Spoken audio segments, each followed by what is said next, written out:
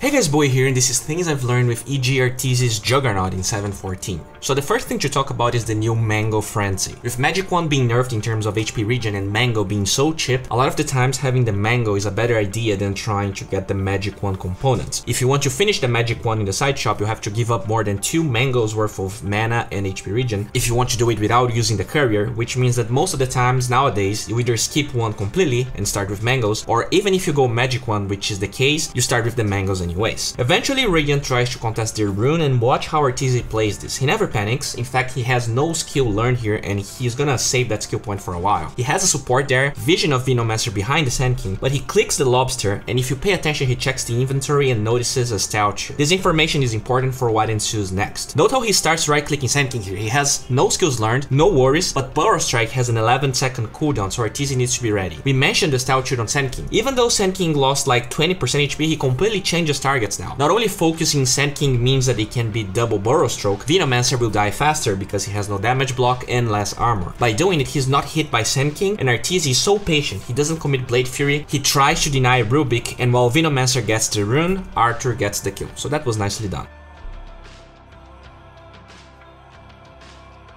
As I was saying, some carriers are skipping the wand nowadays if their lane matchup doesn't call for it, and they just get it after phase boots or their small set of items, which almost always is Aquila and phase boots. But in this lane matchup versus Venomancer, Arteezy decides that the HP burst can be useful. Eventually Sand King rotates from that lane, and I want to showcase how Arteezy baits the Venomancer, giving them an easy kill. Venomancer starts pressuring more since he gets level 3, and pay attention how Arteezy plays this. As soon as he gets level 4, he summons his ward, and since he's being pressured, he can use this tree indentation to lay his healing ward. What this means is that as Rubik closes the gap to get there, he'll be healthy to go on Venomancer. He also keeps on drawing aggro, and what that does is not only give him the chance to last hit, but to lure Venomancer in while Arthur is being healed. Do you know what any high MMR player craves? Juicy and moist, low HP range creep, and that Venomancer really wants it. By drawing aggro, he starts to get low, and while it looks like Arthur is going for the deny, what he does instead is close the gap on that dude. He even tries to fake a deny hit while closing the gap while getting the deny, but the important part was just drawing aggro and taking him out of position, giving them an easy kill close to his tower without pushing the wave, which means that now he has full control over the position of the lane, which is always good when you're playing carry. He also eats a mango to have both skills ready once more, and even fares himself a mango.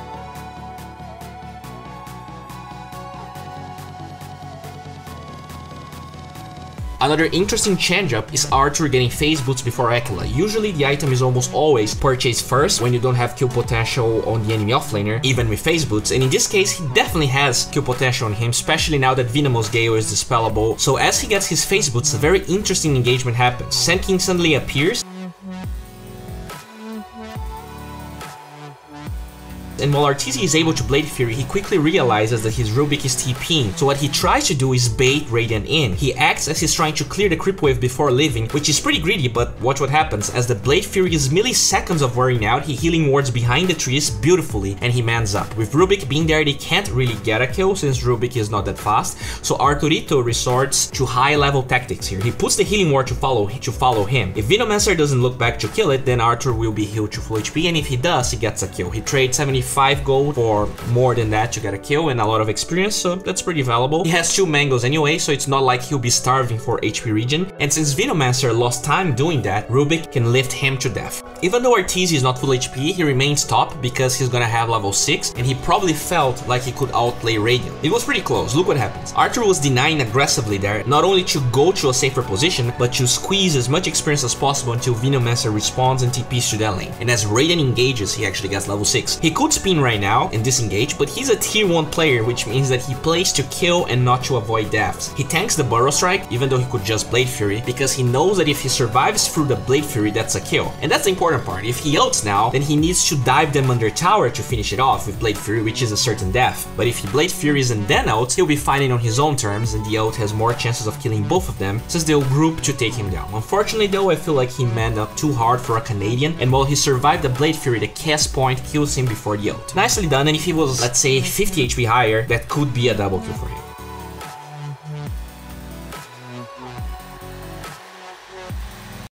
After that, I really like that he leaves the base with the Sage's Mask. He doesn't have gold for the full Wraith Band and TP, and the mana regen is pretty good considering he burns through Omni and Blade Fury to help his Rubik here.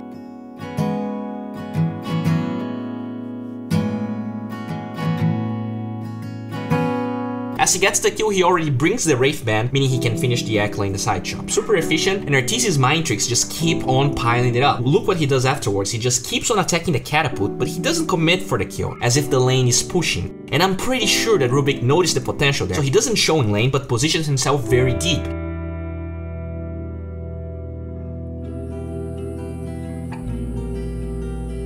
And sure enough, that Liu Snake goes to the lane, and the first thing he tries to do, obviously, is try to deny the catapult. Since he goes that far and he is showing because he's attacking, when he commits to attack animation, Arturito not only gets the CS, he also gets the kill on top of it. Interesting to see that this is the second mango Arteezy fared for himself in this short span of time. A lot of the times, clarities can be more effective than mangoes, but against so much harass from Venomancer, paired with how easy it is for the hero to cancel the clarity, the mango spam makes a lot of sense. Jugger is also a hero that benefits quite a bit from the mana burst, more than the slow healing from clarity, so you could even say that mango is probably better on Jugger than clarity is. I don't know. As he completes the Ekla, there's a fight going on mid, so he leaves the item turned on and pressures the tower.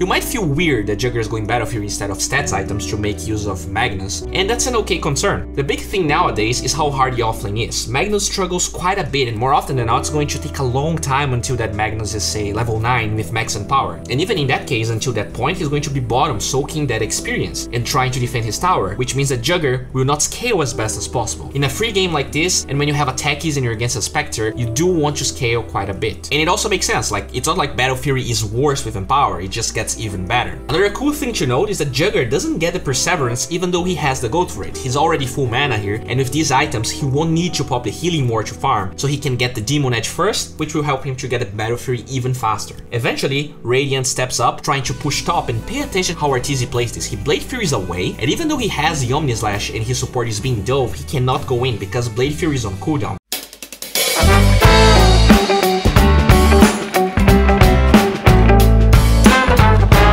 There's no way he has enough damage to kill those 3 heroes when they're all grouped up. He lingers around, clears a creep, and he keeps on resorting to this spot where he can always hide if they try to dive him. When Sand King commits, look how once again he uses the Blade Fury plus Healing Ward on 3 to not only withstand the Maledict damage, but to turn the fight around. What I want to touch upon now is Arteezy's build, which will probably freak you out a little bit. First of all, most Juggernauts will get stats instead of the move speed talent, just because usually with Sanjanyasha or Manta you're almost max move speed anyways, and you will also have the slow from the item to keep on fighting and chasing. So what he does here is actually get the move speed talent and skip Yasha completely. In terms of move speed, if you actually create a lobby, the talent almost compensates entirely for the naked Yasha if you have face boots. You get less than a 10 move speed difference, and what he does instead is get a Maelstrom. Not only the build up is better nowadays since it gives you damage instead of attack speed, it synergizes very well with Jugger, and that's not the only reason. As Spectre scales in the game, Jugger has a tough time dealing with her passive if he's just right-clicking. This specific build is probably one of the easiest ways to kill her during Omni Slash, just because of the extra attacks proccing the lighting and the attack speed actually giving more attacks, so there's kind of a synergy there. I guess on top of that, they have these techies that won't be doing much, so he can't play super aggressive, and the way to compensate for it is to just hit as many creeps as possible, meaning that Blink Mjolnir is the best way to go about it. This fight happens as he gets his Maelstrom delivered, and it's a prelude, I guess, to why he decided to build his items. He's kinda low HP here, so I like that he engages by foot without Omni Slashing the first target that he finds. He makes sure to spin after Epicenter gets channeled,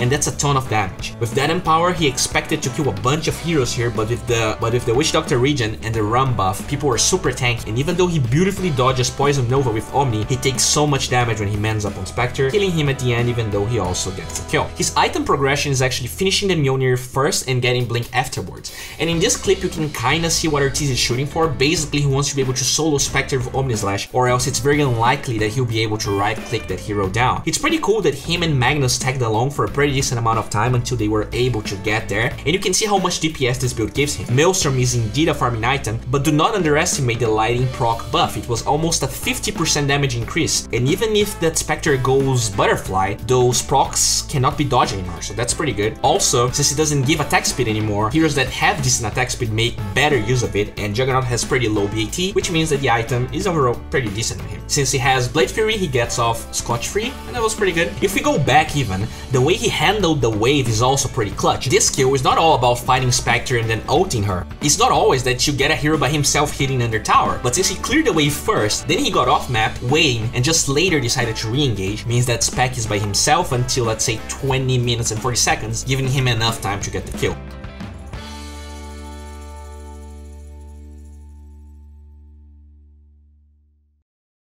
It's insane really, they kept hunting the Spectre over and over again. In this clip you can see that Arteezy tracks the pesky Spectre off the spectral dagger trail in the ground, and once more, rinse and repeat. The insane amount of damage is way too much for her to handle before the level 20 talent, and Jugger doesn't lose any HP going for those kills, which is pretty good. With that death, he gets a free Roshan, Spectre completely tilts and just ults for no reason.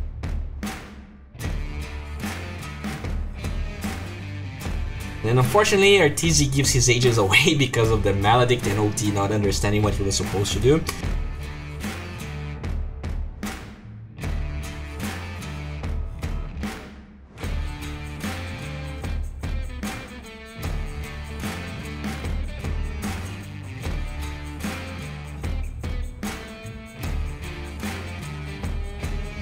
Regardless, rarely after that, Arteezy finds the Spectre once again, and that's just rinse and repeat. The build definitely seems to work against the hero if we're far ahead, and they win at the end, obviously. Well guys, this wraps up for today. If you enjoyed this video, please give your like. That's the only way for me to know if you care about the hero, about the player, or about what I talked about. If you want to know what's going on in my life, follow me on Twitter. If you want to watch some crispy casts or me playing Dota, follow me on Twitch. If you want some spoilers of what I'm talking about in the next video or just my life in general, Instagram is the place to go. And if you want to talk about Dota with people that care about your crispy boy and Dota in general, our Discord channel is amazing. There's a lot of cool people there and you're gonna have a good time. As of always, this video is sponsored by Pvgna. Those guys are great. They have a huge number of videos and I'm pretty sure that if you take your time and watch them, grinding Dota is gonna be way easier than before. Thanks for watching guys, it's always a pleasure. Bye.